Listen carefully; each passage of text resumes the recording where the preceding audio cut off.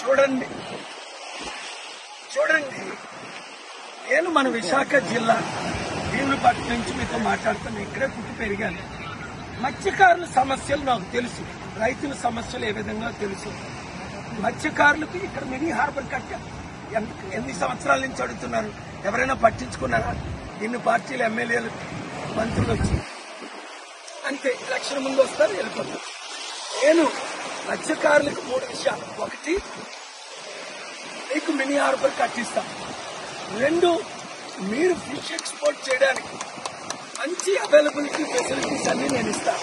3, నేను మీకు ఆర్థికంగా అన్ని విధాల 5 లక్షల కోట్లు ఇచ్చిన మిమ్మల్ని ఆదుకోలేను.